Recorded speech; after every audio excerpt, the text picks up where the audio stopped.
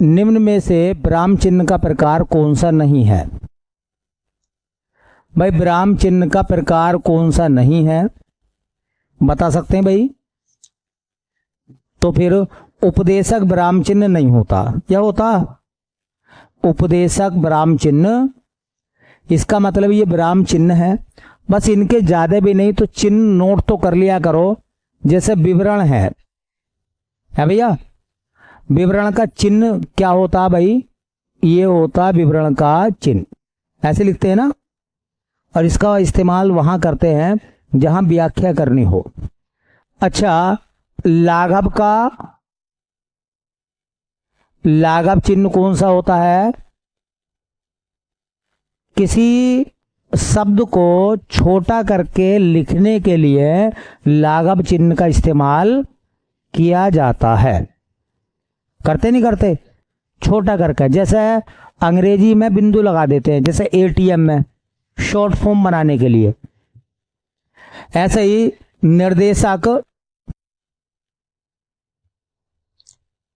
निर्देशक चिन्ह के लिए थोड़ा डैश लगाते हैं बड़ा करके, जैसे वो रेखांकित वाला नहीं होता। अरे अंडरलाइन करते नहीं करते?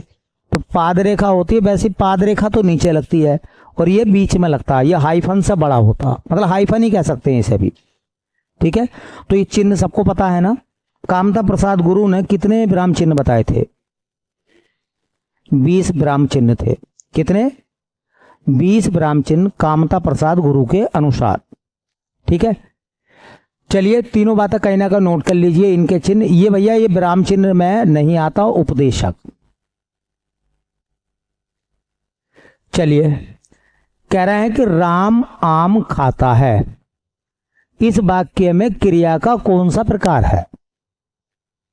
देखो, इस वाक्य में क्रिया का कौन सा प्रकार है?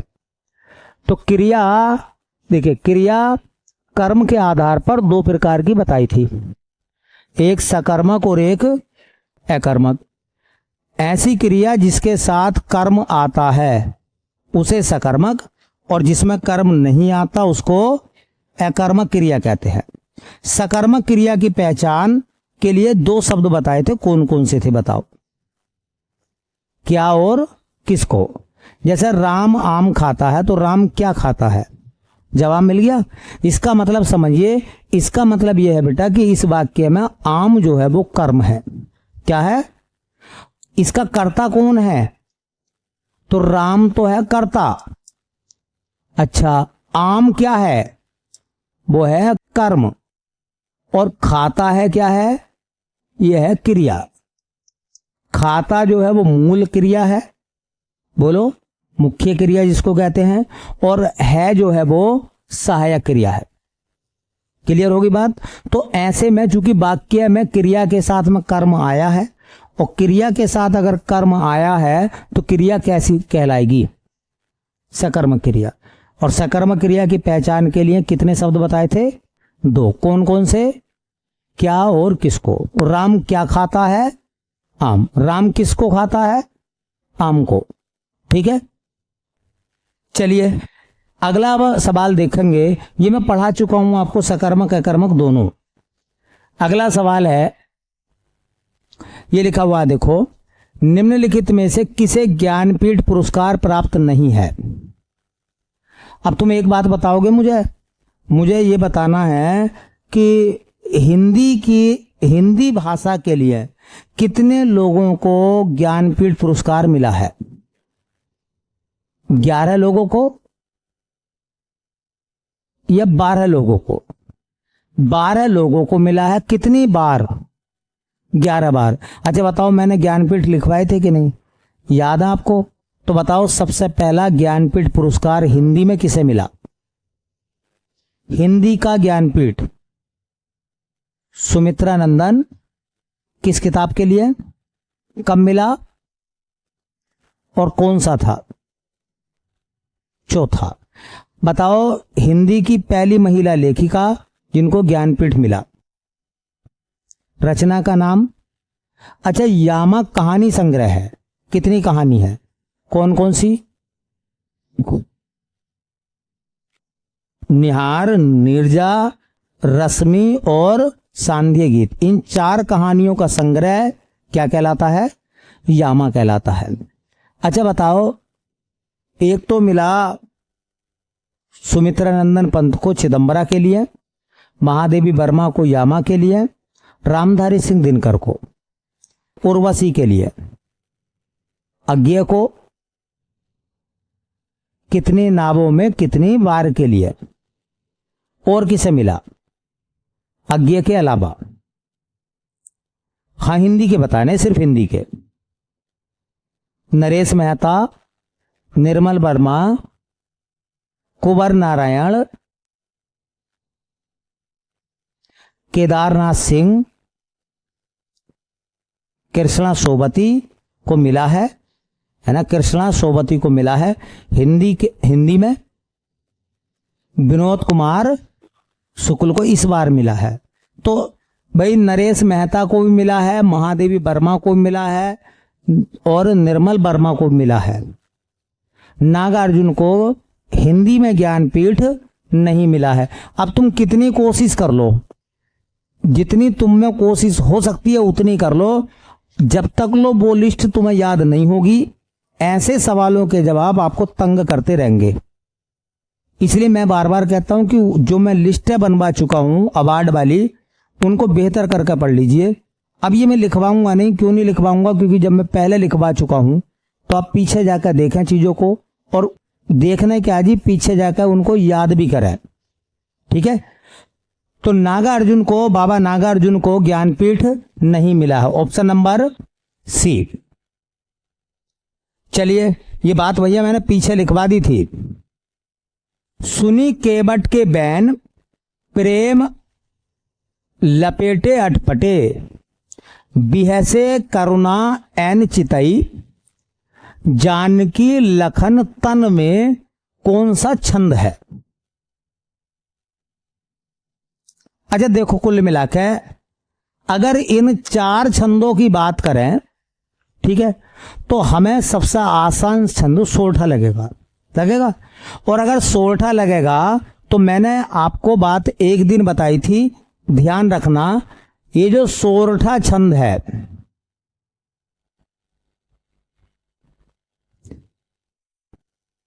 ये क्या है? सोरठा छंद।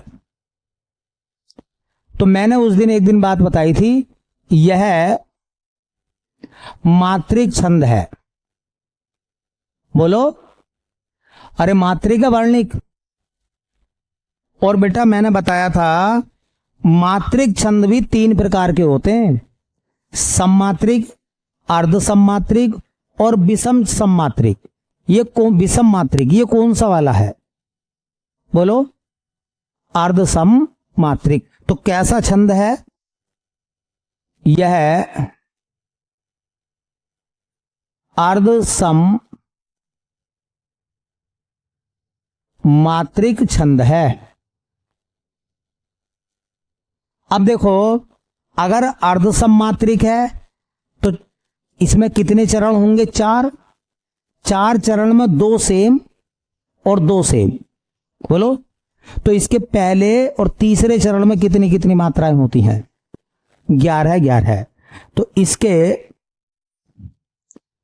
पहले व तीसरे चरण में, पहले व तीसरे चरण में 11 11 मात्राएं, व दूसरे व चौथे चरण में, दूसरे व चौथे चरण में 13 13 मात्राएं होती हैं। 13 13 मात्राएं होती हैं, ये बताया था। चेक कर लें ये छंद हमारा सोरठा है या नहीं है।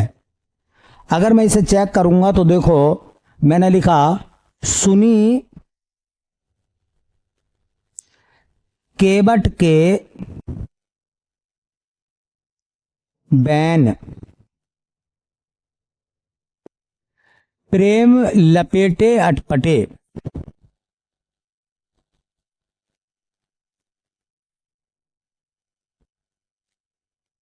प्रेम लपेटे अटपटे, ऐसे करुणा एन, बिह से करुणा एन, चतई जानकी लखन तन। ये चतई है, चतई, चितई, चितई जानकी लखन तन। अगर ये सोरठा है तो ये पहले और तीसरे चरण में 11-11 मात्राएं और दूसरे और चौथे चरण में 13-13 मात्राओं को बताएगा। तो मात्रा लगा के चेक करेंगे अब हम। देखो, सुनी, के व टे, के व न, 2 2 4 2 6 2 8 2 10 और 1 प्रेम, प्रेम में लपेटे आट पाटे, 3 और 3 6 2 8 2 10 और 3 13। वी है से कारुना एन, 2 2 4 2 6 2 8 2 10 और 1 11। चितई जान की, लख न तन, 3 2 5 और 1 6 2 8 और 3 11 और 2 13। ये चितई में जो बड़ी की मात्रा है ना, ये गलत है, छोटी की मात्रा होती है चितई। ठीक है, अब बताओ इसके पहले और तीसरे चरण में कितनी कितनी मात्राएं हैं और दूसरे चौथे में, तो फिर इसे क्या माना जाएगा? सोरठा। अब पेपर में ऐसो को देखो, पेपर में अगर उदाहरण पूछेगा तो मैं बता दूं, या तो उदाहरण दोहा का देता है, या चौपाई का देता है, या सोरठा का देता है, या बरवे का देता है। ये 4 देता है, इनके अलावा 4 के अलावा उदाहरण नहीं देगा वो। ठीक है, इन 4 में से देख लिया करो। अब इसमें देखो, हाँ, दोहा भी नहीं है, सोरठा दे दिया, चौपाई भी नहीं है, बरवे भी नहीं है, 4 के उदाहरण देता मैक्सिमम, ज्यादातर। ठीक है, नहीं तो मात्रा लगा के चेक कर लो, पढ़े हुए तो सभी हैं। अब ऐसा तो मैं उदाहरण मान लो 1 लिखवा दिया, ऐसे कितने उदाहरण होंगे बताइयो जो सोरठा के केस मांगे? बहुत होंगे। तो सब उदाहरण थोड़ी ना आप करोगे, और सब उदाहरण कैसे रट लोगे बताओ, कैसे याद कर लोगे? जब पहचान तुम्हारे सामने है, मात्रा लगा के चेक कर लो। चलिए अगला क्वेश्चन देखेंगे, इसके बाद सवाल नंबर आएगा हमारा 30।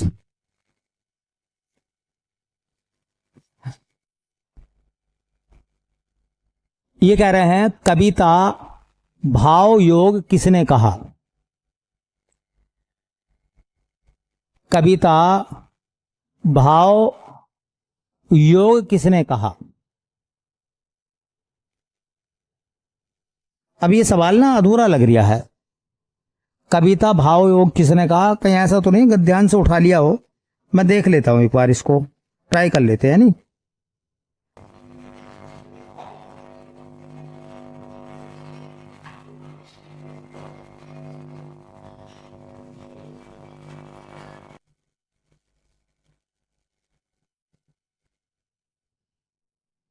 हाँ, सेंस जो है ना थोड़ा सा गलत है। ये इसका मतलब यह है कि कविता को भाव योग किसने कहा, यह है सवाल। अब कविता भाव योग किसने कहा, ये ऐसा लग रहा है जैसे गद्यांश में से उठाकर रखा हो, ऐसा नहीं है। इसका मतलब यह है कि कविता को भाव योग किसने कहा? किसने कहा था कि कविता मनुष्य के हृदय के भाव को प्रकट करती है, कविताओं में मनुष्य के हृदय के भाव झलकते हैं। तो ये स्टेटमेंट रामचंद्र शुक्ल ने दिया था। तो एक लाइन आप ऐसे लिख सकते हैं, रामचंद्र शुक्ल, ऐसे लिख लो, कविता को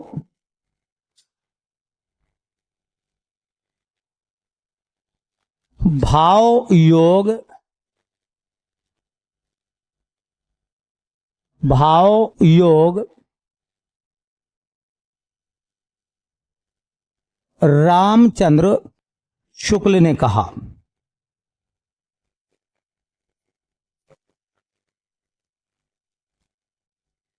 कविता को भाव योग किसने कहा?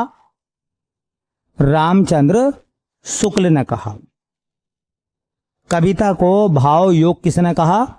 तो आचार्य रामचंद्र शुक्ल, आचार्य रामचंद्र शुक्ल ने कहा।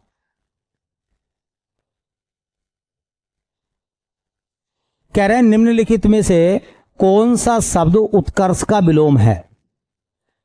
अब विलोम आ गए, देखो है ना, विलोम आ गए और कह रहे हैं उत्कर्ष का विलोम। उत्कर्ष का वैसा मतलब क्या होता है? उत्थान। उत्थान होता नहीं होता, लेकिन उत्थान का अपकर्ष नहीं लगा सकते। जो शब्द जैसा होगा उसका विलोम उसी फॉर्मेट में आएगा।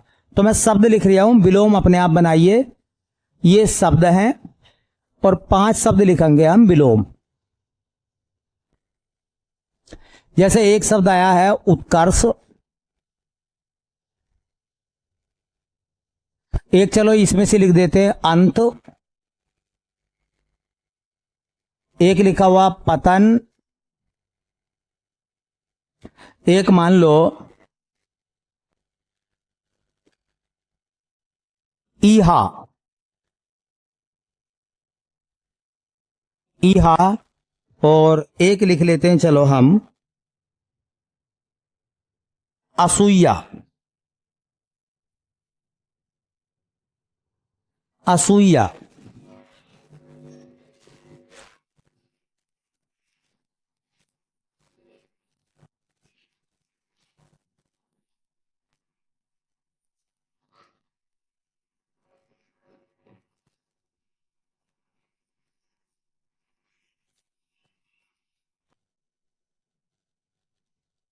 ठीक है, तो ये हमारे पास में 5 शब्द हैं, लिख दिया आपने। उत्कर्ष का अपकर्ष, अच्छा अंत का आदि।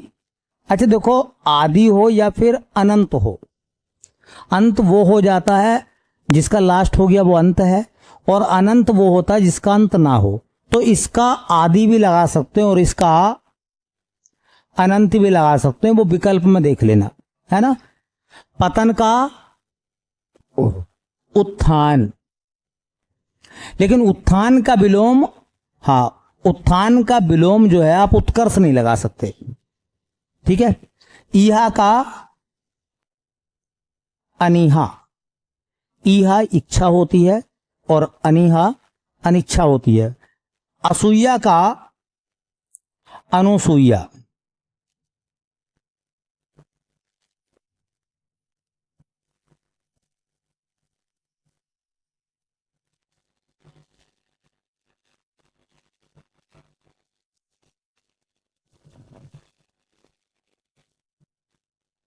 अनुसूया। अन प्लस अन में न आ गया ना, न में आ गया, ठीक है। तो अन का हलंत लगा दो और ए बचेगा, असूया हो जाएगा, ठीक है। दूसरे का बुरा करना और वो चाहत रखना असूया, और ना रखना अनुसूया। चलिए इसके बाद अगला सवाल देखते हैं। मैं बाजार जाता हूं, मैं बाजार जाता हूं। इस वाक्य में वाच्य का कौन सा प्रकार है? भाई वाच्य 3 प्रकार के होते हैं, कृतवाच्य, कर्मवाच्य, भाववाच्य। पढ़ाए अच्छे से नहीं पढ़ाए तो 2 पढ़ा दिए हैं, एक कृतवाच्य पढ़ा दिए और एक कर्मवाच्य पढ़ा दिए। भाववाच्य रह गया था, उसमें लिखवाया नहीं अभी कुछ भी। कोई वाक्य ऐसा नहीं फंसा पेपर में, आएगा तो मैं जरूर लिखवाऊंगा, उसी जगह लिखवाऊंगा जहां उसकी डिमांड होगी, ठीक है। तो देखिए वाच्य 3 प्रकार के होते हैं। अब ये कह रहे हैं कि वाच्य इनमें से कौन सा है? मैं बाजार जाता हूं। देखिए जब क्रिया अपने कर्ता पर निर्भर करती है तो कृतवाच्य होता है। मैं बाजार जाता हूं, अगर यहां मैं फीमेल होती तो वो क्या कहती? मैं बाजार जाती हूं, तो क्रिया बताओ बाजार पे निर्भर कर रही है या मैं पे निर्भर कर रही है? मैं पे निर्भर कर रही है ना। अच्छा, मैं की जगह अगर मान लो मोहन होता तो है मोहन बाजार जाता है, ऐसा कहता, बोलो। और अगर गीता होती तो क्या लिखती? है ना, गीता बाजार जाती है। फिर भी ये जो जाना क्रिया है, ये क्रिया अपने कर्ता पर निर्भर कर रही है कि नहीं, या बाजार पर डिपेंड कर रही है? बोलो, अपने कर्ता पर। और जब क्रिया अपने कर्ता के लिंग और वचन के अनुसार बदलती है, समझिए, तो वो कृतवाच्य होता है। तो बताओ इसमें ये कौन सा वाच्य बनेगा? है ना, ऑप्शन नंबर सी। अब मैंने ये बताया, देखिए देखिए मैंने ये बताया कि मैं बाजार जाता हूं।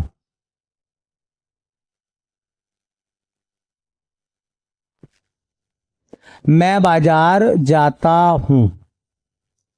अब ये वाला जो सेंटेंस है, ये तो हो गया आपका कृतवाच्य वाला, कृतवाच्य। अब इसका तुम जो है वो बनाओ कर्मवाच्य। क्या बनाओगे? इसे कर्मवाच्य बनाओ।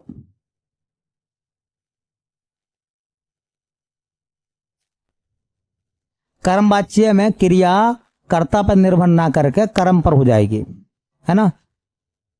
बोलो,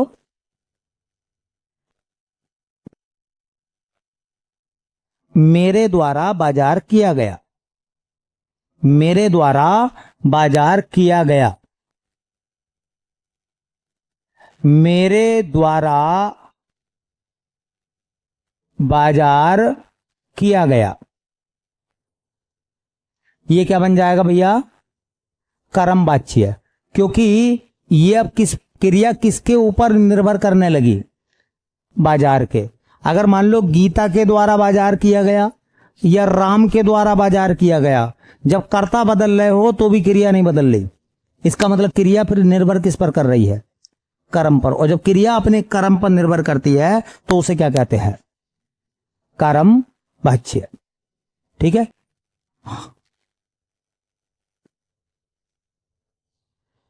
चलिए, अगर मैं इसका भाववाच्य बनाऊं इस तरीके से, तो भाववाच्य क्या बनेगा?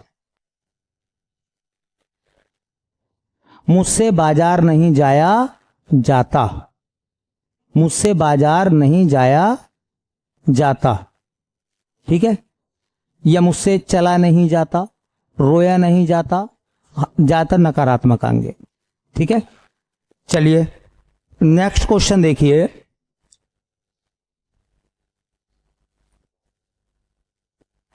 अपभ्रंश भाषा का काल कौन सा है? अपभ्रंश भाषा का काल कौन सा है? अच्छा, आपको बताया है नहीं बताया? अपभ्रंश का समय कब से कब तक का है? अपभ्रंश भाषा का काल कौन सा है, ये देखना, आपको ये बताना है।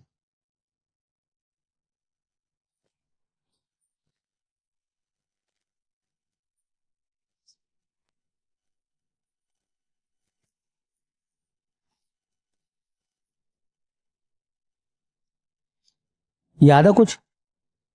अपभ्रंश का समय कब से कब तक का है?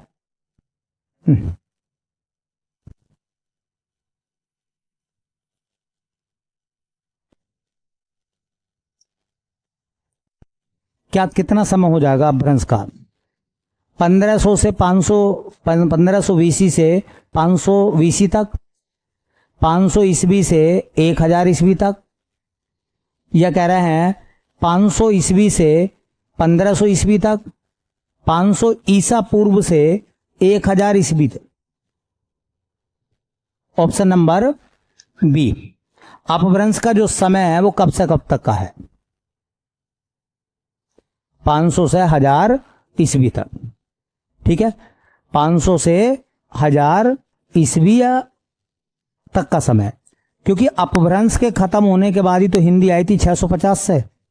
हिंदी का दौर कब से शुरू हुआ?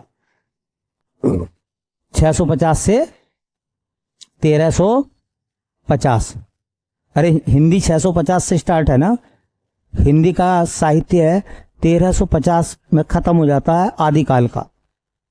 ठीक है, चलिए। अच्छा, मैंने अपभ्रंश, देखो ये कह रहे हैं कि सब में व्याप्त रहने वाले के लिए एक शब्द इनमें से कौन सा है। तो सबको पता है ना, देखिए क्या है, एक बनबल लिखिए, हाँ, जो सब में व्याप्त है।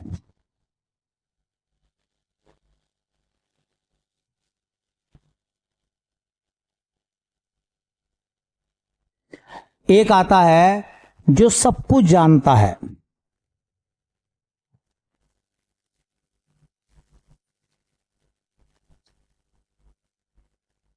एक आता है, देखिए, जो तीनों कालों को जानता है या देखता है। तीन ही तो काल होते हैं। एक लिखेंगे, हाँ, जो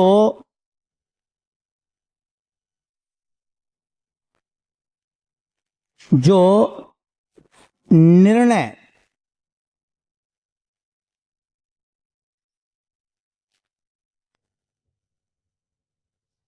सबकी सहमति से लिया जाए।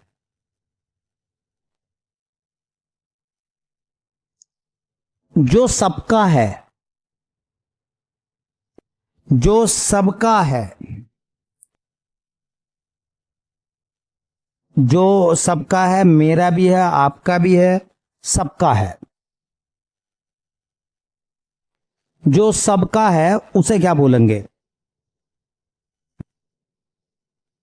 जो सबका है उसे क्या बोलेंगे भैया?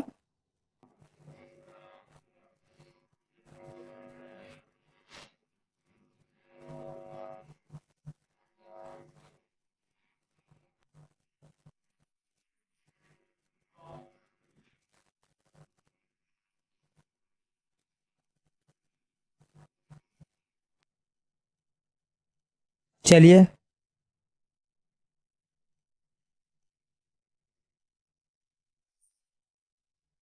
लिख दो। 5 हो गए ना, 1 2 3 4 5। चलिए, जो सब में व्याप्त है वो सर्वव्यापी, जो सब कुछ जानता है सर्वज्ञ, जो तीनों कालों को देखता है त्रिकालदर्शी,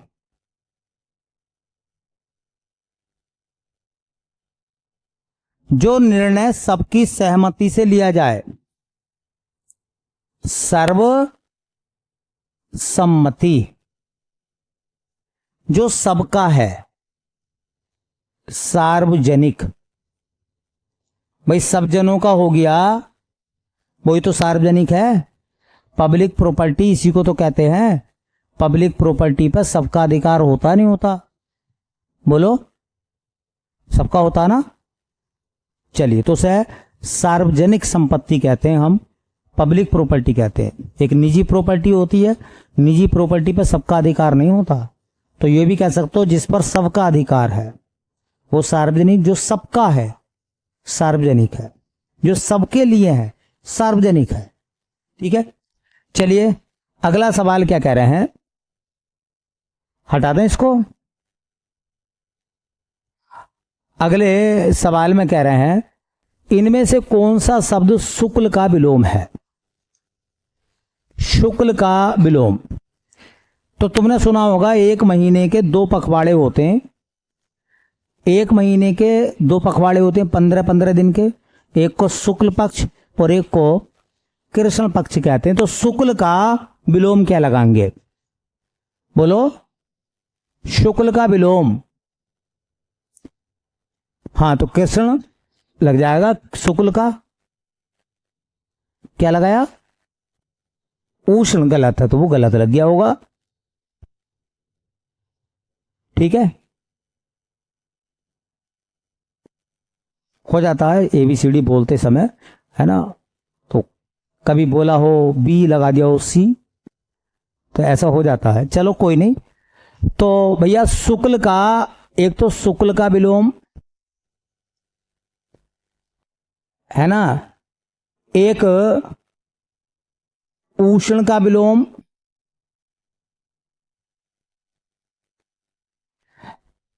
एक धवल का विलोम,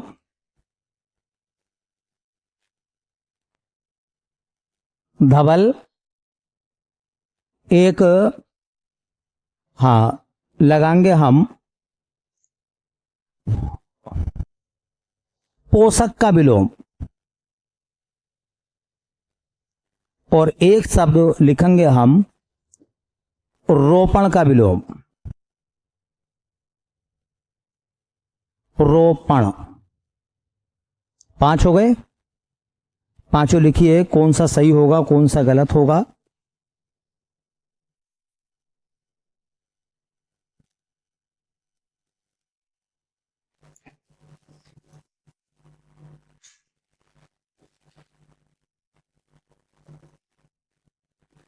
शुक्ल का क्या लिखा, कृष्ण। अच्छा उष्ण का शीत लिख रहे हैं, वैसे लिख सकते हैं उष्ण का शीत लिख सकते हैं, है ना। बाई चांस ना हो तो उष्ण मतलब गर्म, तो फिर उसका आर्द्र भी चल जाता है। अगर ना हो तो क्या, ना हो तो शीत, ना हो तो, ठीक है। अच्छा धवल का, धवल का, धवल का मतलब होता है सफेद, तो उसका धवल का आप काला लगा सकते हैं, काला लगा देंगे। मलिन गंदे के लिए आएगा। अब गंदा किस प्रकार का गंदा आप कह नहीं सकते, वो गंदगी के लिए आता मलिन, ठीक है। तो उसमें काला लगा सकते हैं, दोनों का साइन एक हो, कुछ भी लगा दो। अच्छा पोषक का शोषक, शोषण नहीं शोषक, वो पोषण का लगाएंगे शोषण, ये पोषक का लगाएंगे शोषक। रोपण का उन्मूलन, जैसे वनारोपण होता है, वृक्षारोपण होता, हाँ रोपण में रोपण, हाँ नहीं ये गलत है, रोपण में ये लगता है ना, हाँ वो तो रोपण वो वाला हो जाएगा, पंजाब का रोपण, वो वाला पंजाब का रोपण है, शहर जो है ना रोपण, हाँ।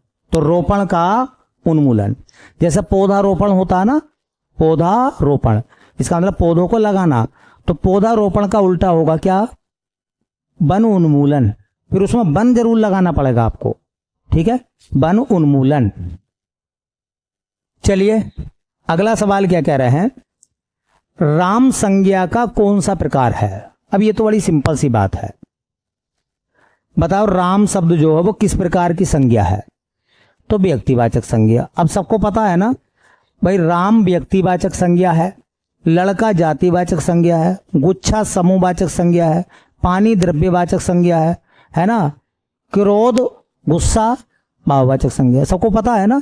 तो इसलिए अब लिखवाने की आवश्यकता नहीं है, आंसर सीधा सीधा लगाकर आप निकल जाइए आगे। चलिए इनमें से कौन सा अंक का अर्थ नहीं है। अच्छा बताओ, अंक शब्द का अनेक अर्थ लिखवाया था मैंने एक दिन, अंक शब्द का अनेक अर्थ लिखवाए थे, अभी नहीं लिखवाए, लिखवा दिए हैं। तो अंक शब्द का अनेक अर्थी कौन सा नहीं है बताओ। चंद्रमा, अंक का मतलब चिन्ह भी होता है, भाग्य भी होता है, गोद भी होता है, और चंद्रमा नहीं होता। तो ये अंक का पीछा आ गया है, इसलिए मैं इसे छोड़ लिया हूं, नहीं तो मैं लिखवा देता अंक शब्द के अनेक अर्थी शब्द। तो जब पीछा आ गया है तो लिखने की आवश्यकता अब नहीं है, उसी को याद कर लो, ठीक है। बता मैंने दिए हैं जितने भी शब्द उससे जुड़े हुए थे। चलिए अगला सवाल है, कह रहे हैं आदिकाल का संभावित समय आरंभ कौन सा माना गया है। और देखो इस सवाल को बड़ा कंफ्यूज करेगा ये सवाल भाई। ये विक्रम संवत है।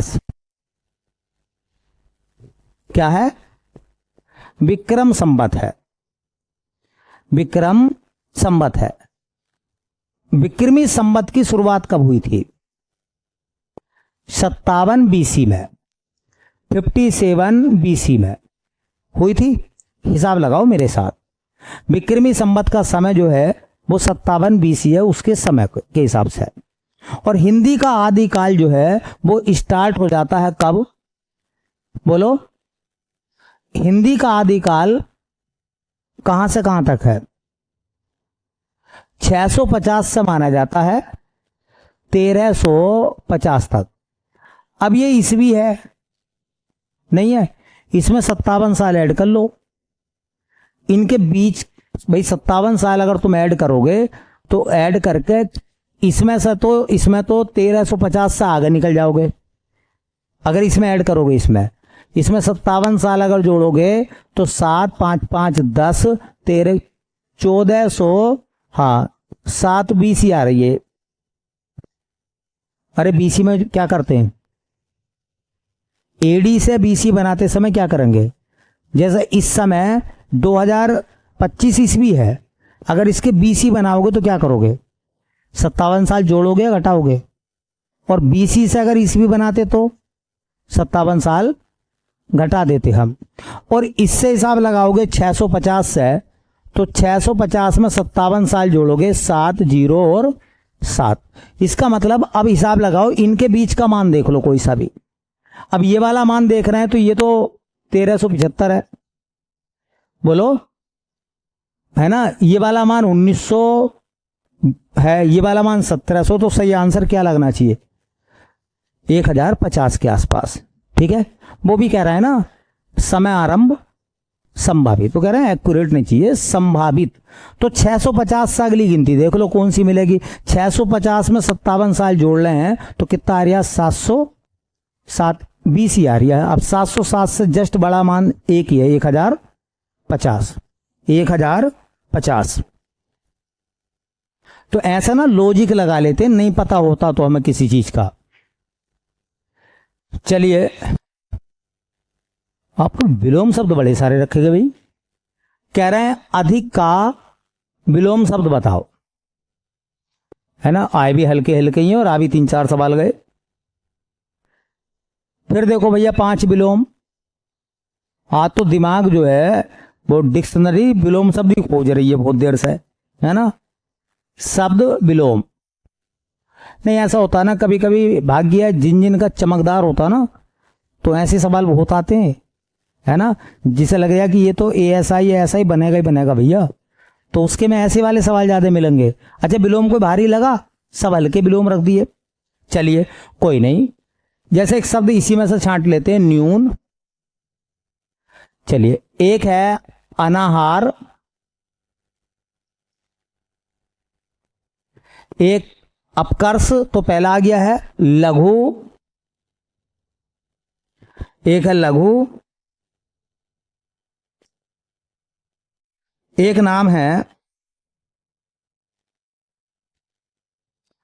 हाँ एक लिखेंगे,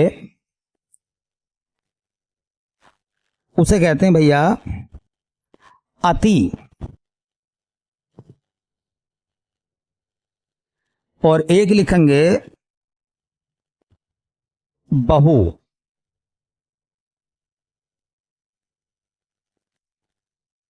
ठीक है, तो ये 5 हैं, इनके बनाइए, इन 5 के विलोम बनाइए।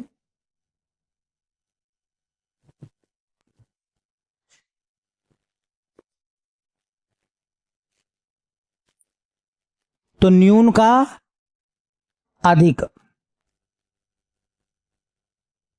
अनाहार का आहार, लघु का गुरु, अति का